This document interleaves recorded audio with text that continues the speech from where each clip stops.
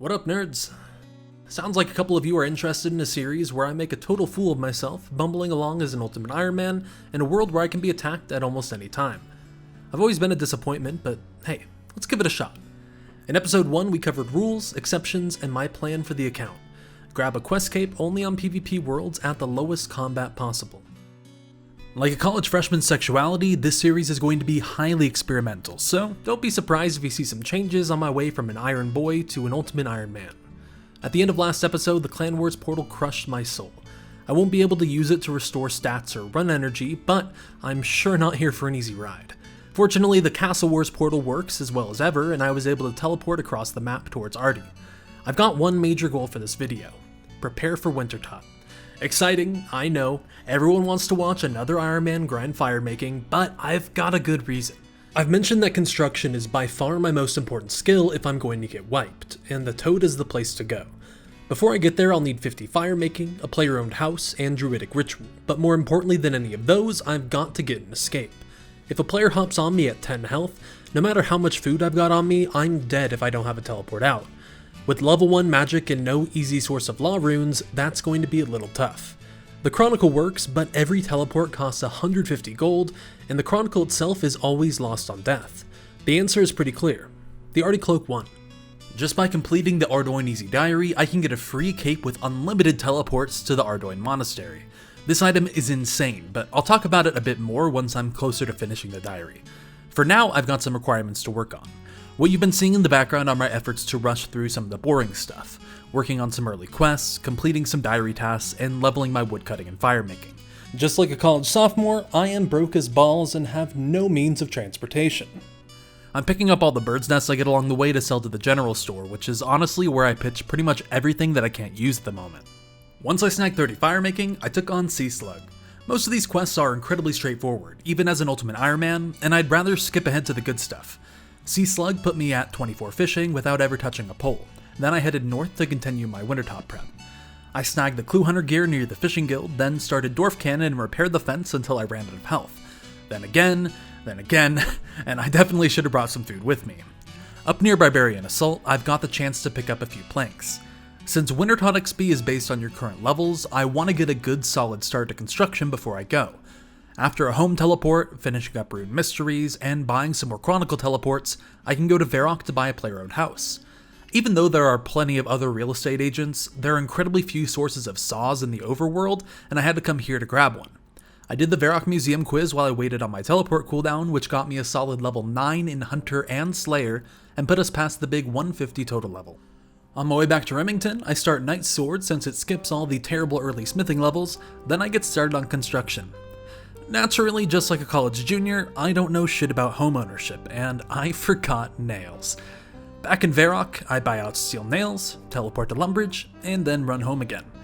It's been a while since I've played without 40 magic or teleport to house tablets, so I've taken it for granted how accessible houses usually are.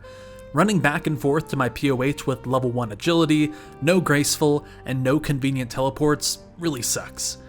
Clearly, picking up planks at Barbarian Assault isn't any kind of solution thanks to my lack of minigame teleports, so I asked the nerds down at UIM headquarters who told me all about a simple construction training method. The preparation is simple: get a hammer, saw, and as many nails as you can buy, then dump all the weapons and armor you've got. Unfortunately, the Entrana monks are a bunch of wimps afraid of our steel-toed Clue Hunter boots, so we'll just dump our extra gear for now and get it back later. Graceful helps a lot with run energy here, but if you're patient enough, then you can walk just about anywhere.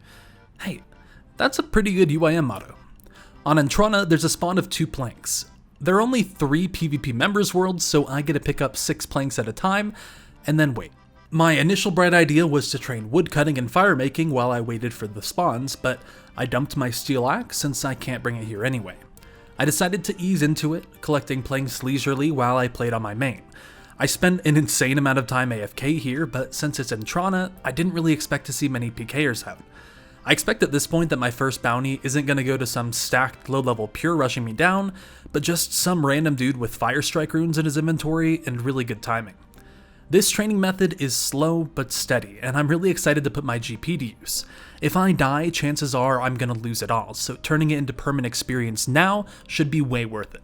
I thought that a good way to communicate just how slow the Entrana plank method is might be to commentate an entire run, going over the perks and advantages of early construction, and talking about how accessible this method is compared to others for UIMs. But a full run took me 10 minutes on average from portal to portal, and none of us want to watch that. I did meet another PvP only UIM though, so maybe the real construction training was the friends I made along the way. I even got to lose my PvP virginity under the bleachers behind the Remington House portal.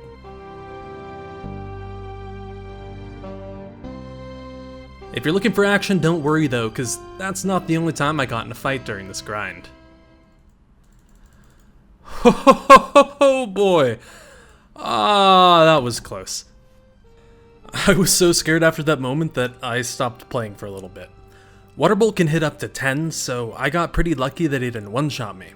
It looks like he's probably a low-level bot killer hunting 10 HP accounts at the house portal, and I just happened to get caught up in it. This is why PvP worlds are so exciting to play in, regardless of the bounty and other accounts looking to hunt me specifically. After my 1 HP scare, I continued with Entrana planks until I ran out of nails, putting me at 38 construction total. In all, I used about 1,050 planks during the grind, and with each trip of 24 planks taking 10 minutes, I spent over 7 hours total doing Entrana planks. I finally feel like I'm really living the UIM life, since I spent a whole day earning just over 2,000 experience an hour, and I feel pretty good about it. I've got the construction requirement for every quest in the game now except for 2, I'm going to earn loads more experience at Wintertodt with a solid base level, and I can build a tool store 3 in my house now. I've mentioned construction is one of the best skills as a UIM, and here's a reason why. Now, instead of running anywhere for a hammer, saw, chisel, or spade ever again, I can just take them from my house whenever I want. All that's left is 10,000 GP to buy a workshop and 2,500 GP for oak planks. After I finished Restless Ghosts and thieved a bit more gold back, I bought wines to get me through the Stronghold of Security. The first 3 levels of the Stronghold under Kriparian Village give 10,000 GP, which is an amazing source of early gold for an Ironman, and that gold is going right into my house before I lose it. In addition to that tool store, I also want to put a crafting table in my workshop, so I make some molten glass on Entrana to save one for later and blow all but one for experience. Then it's off to make some GP getting 25 thieving. Unfortunately, silk isn't quite as good a moneymaker for UIMs. The silk merchant will buy your silk back at 60 GP as long as you haven't stolen any recently.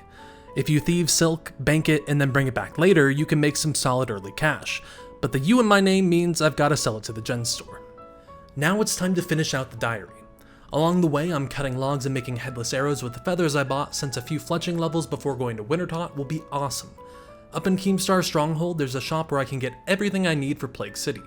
Since I don't plan on walking back soon, I also buy 1,000 bronze arrowheads while I'm here and grab a quick 10 agility on the course. 10 agility won't be a huge difference with run energy, but this was one of the first things Mudkip did on his HCIM, and I'm feeling a bit nostalgic. Back in Arty, it's time for Plague City and Biohazard, 2 fairly easy quests. Getting these out of the way is required for the easy diary, but it also opens up the entire elf questline for later on. I got totally wrecked by the mortar my first time, but after stealing a full inventory of cakes, it was easy even for my level 5 self. I know I'm skipping over like an hour of questing here in just a few seconds, but a lot of these early quests just aren't really any different for UIMs once you've collected all the items. After I visited the combat training arena, I had 2 tasks left for the diary. Identify a rusty sword and play a game of fishing trawler. Since a rusty sword is a potential reward from fishing trawler, I hopped in and quickly learned there is no way I could solo it. There's one more place to get rusty swords easily, so I head back over to Mistlin into the Ham headquarters to steal one, and it took a little bit of time because I got kicked out constantly. I finally got a rusty sword and headed to Port Gazard, my last step in the Arty diary. Unless... Wait. Oh god. wait, no, it's cool. We're good, we can eat. Are you kidding me?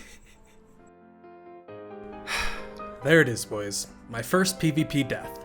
I was on 2 health, about to regen, and I ate a cake for 4, so naturally, I got hit a 6.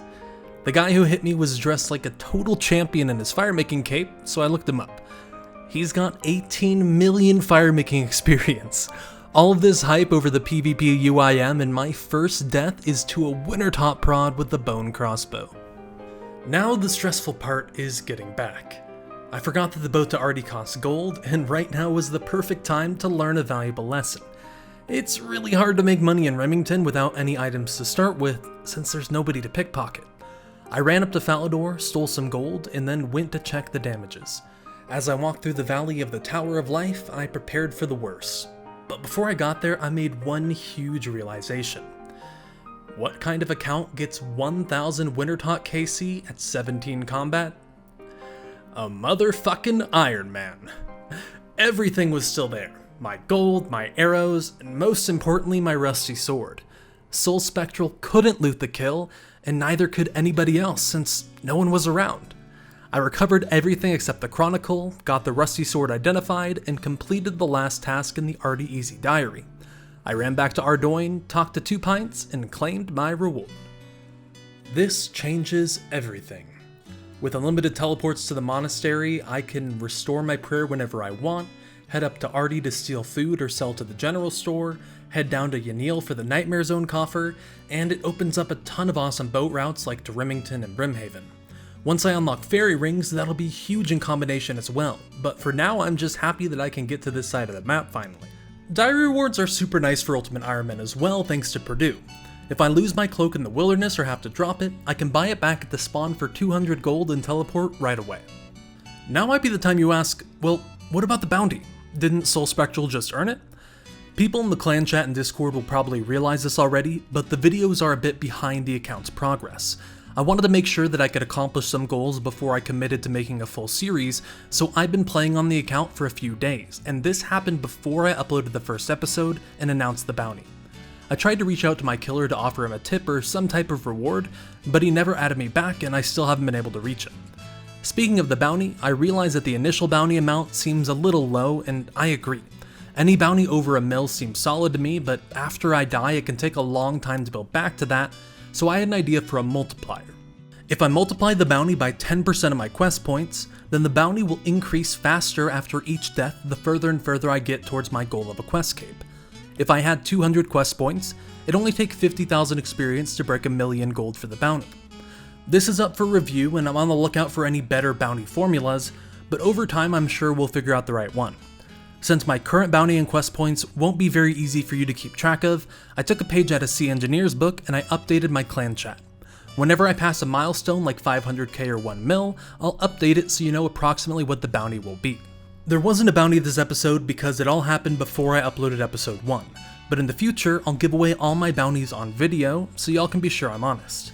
If you're an Ironman or otherwise don't want to accept your bounty, I can give it away to free-to-play noobs at your request. I hope you had a fraction of the fun this video that I did. My PvP encounters were a huge adrenaline rush and I'm sure it's only going to get more intense as time goes on. The feedback on this series has been amazing so far and I'm reading every comment, so please continue to tell me what you think since I want to make this series as entertaining as possible.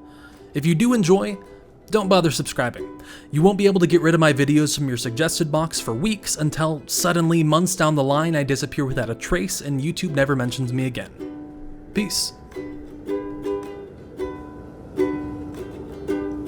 I looked at you and said, oh, don't hate me, am I crazy? So tenderly you watch me burn, oh, so tell me, am I crazy?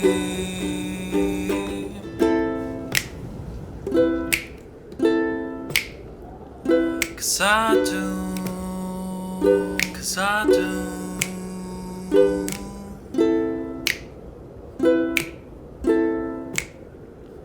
'Cause I do, 'cause I do.